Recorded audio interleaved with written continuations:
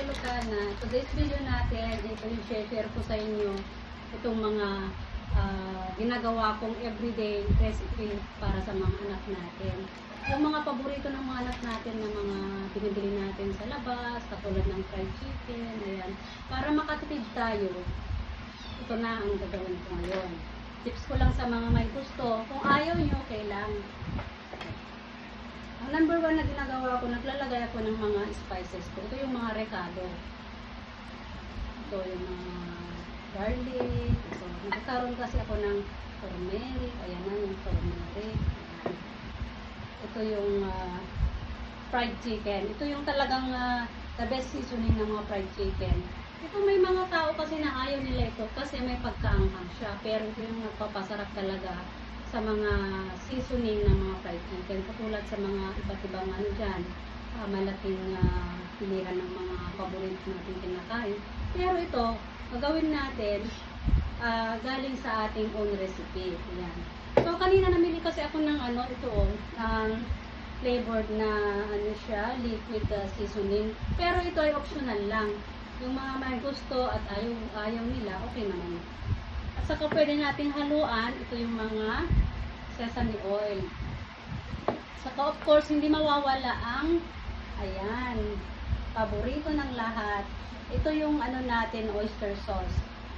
Ayan. Marami iba't ibang klaseng oyster sauce, mga made Philippine made, mga foreign made. Pero mas okay ito naman, pero nasa atin kung gusto natin.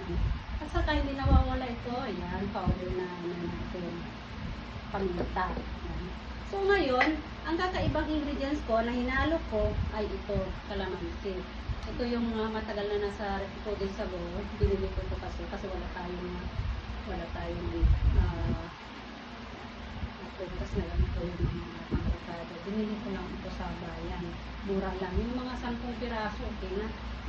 Depende sa iyo. Mabango kasi kapag may ganyan. Pero ay, yung kasi iniwasan natin, yung mga ano, yung mga gawin natin na tayo mismo ang naglalagay ng mga recado. Mas safe tayo, mas komportable tayo dahil alam natin na malinis. Hindi ko naman sasabihin na hindi malinis, pero dahil gawa natin, mas masarap kumain, diba? So, ang unang gamitin natin ay itong natin, chicken. Lahat ay ito, drumstick. Ito kasi sa literate ko yan. Maliliit. Ito. Ayan. Dahil ilalagay ko muna ng ayan. O, tingnan nyo, ang liliit yung mga ano. Ayan. Minsan malalaki yung mga ano natin, yung mabinibili natin, pero karamihan ay maliliit na tingnan nyo.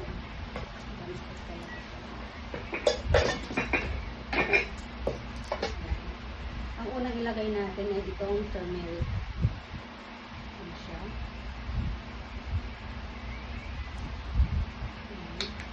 Turmeric.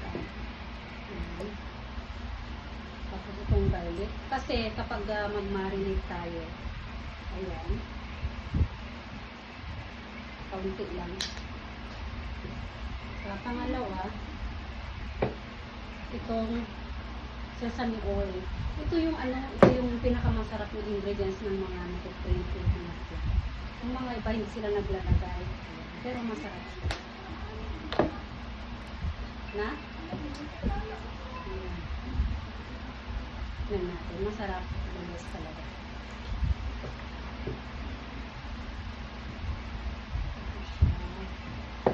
Ito na yung pinaka ano, para sa fried chicken na yan.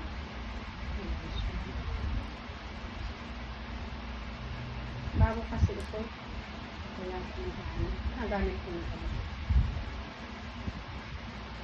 Pampabango kasi ito, pangpanghang.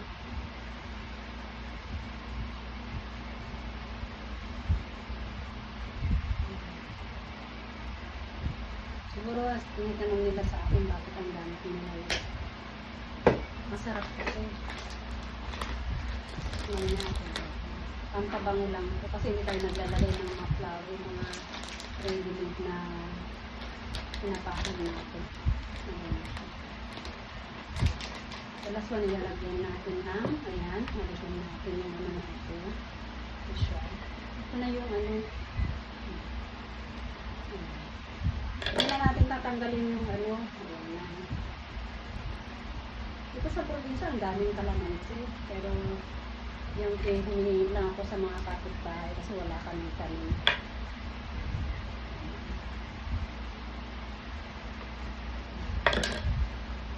Kahit sumama na yung buto, hindi mo naman kukunin yung buto niya. Pero mapait yung buto ng kalamansi kapag nakahati na siya. Hindi na masarap. Sarap-sarap.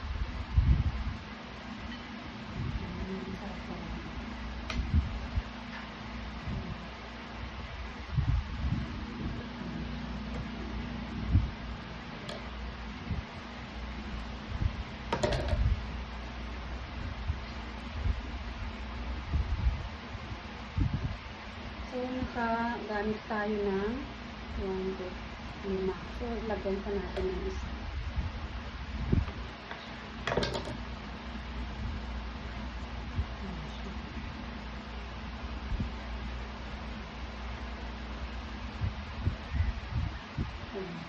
So, ang gawin natin ngayon, i-mix natin. Lagyan natin ng kaunting tubig. Kaunti lang para marinig siya. Hindi natin lalagyan ng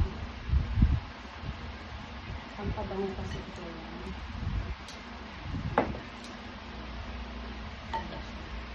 Ito na yung ginagawa. Ito yung nakaalikat. Puro drumstick lahat ito. Pwede man yung mga breast, kaya lang, yung breast ang ilalagay natin, parang hindi masarap, mas masarap yung mga may buto-buto.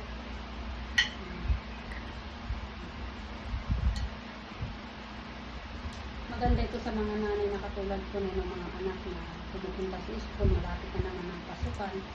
Ito yung pwedeng pang umagahan, ayan, pwede natin iwanan sa refrigerator ng 30 minutes. So kahit walang 30 minutes, basta ilagay mo lahat yung maka ng noodles niya. Ilagyan natin na hindi tayo gagamit ng ano. Ito yung gagamitin natin.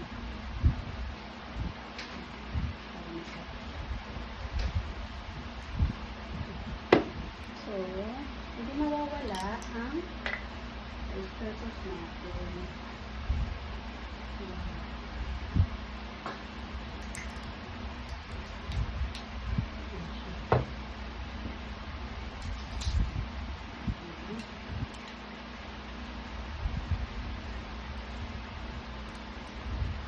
Ito lang yung gagamitin natin, simple lang para hindi tayo magastusan. Pero sabihin naman na magastos ko. Pero mas masarap talaga para sa akin. Para sa mga nanay na nag-uumpisa sa kusina, nag-iisip na ng halos sa mga anak. Kaya, ganyan na.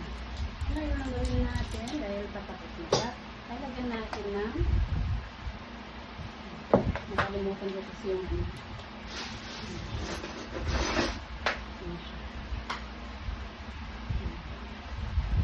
lalagyan natin ng kaunting. Kalinda ya, umang kanya, gajay? DJ clean ko. Yawa mo na. DJ rap. Yun, kasi. Kapit na matapos na natin. Mamarinit natin siya naman.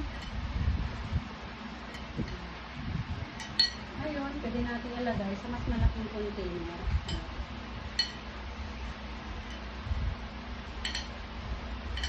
So, kahit dito na siya, kaya lang kailangan natin ilagyan siya naman para pumunta sa masarap ito.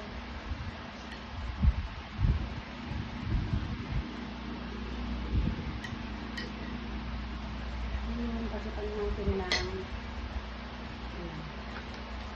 I-keep natin ito na 20 minutes, 15 minutes, pwede na siyang iprito. Sa mga baguhan dyan na subscribe subscriber ko, pwede nyo ako pwede kayo mag-comment at sasagutin ko. Bibigay ko sa inyo lahat na nilagay ko ng ingredients para sa ganun ay makita nyo yung tunay na sarap ng nilulutuin natin. Sarap siya, tipid ito sa mga namin nakatulad ko. Kung mahilig ka magluto, talagang ma-encourage ka. Sakahan natin talaga yung main na gusto mo. Tulad ng mga gulay-gulay, dyan madali lang. Pero itong mga ganito, medyo may pagkahirap. Dahil sa ingredients pa lang ay mahirapan ka. Dahil ilagay natin sa refrigerator, tatakpan muna natin para hindi siya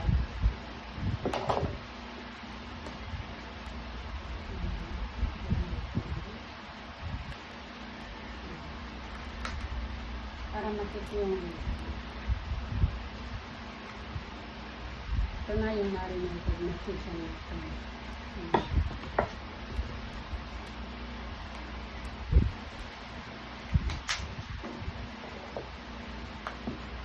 Minsan naman hindi ko na ginagamit yung ganyan na may ingredients niya. Kasi kung wala naman, yung ano lang yung meron, yun na lang ginagamit ko.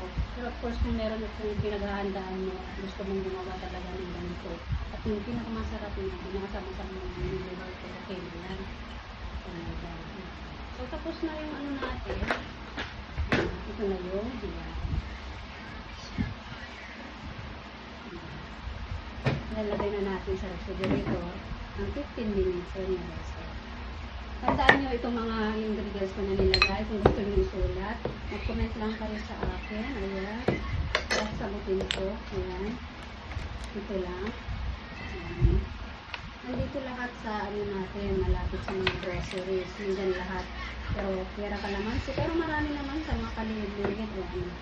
So, ito lang guys. At salamat sa mga pag-ano, pagpapalagi sa videos ko. At abangan nyo sa susunod na videos natin. Ayaw kayo muna nag-thank you. Salamat sa lahat. God bless.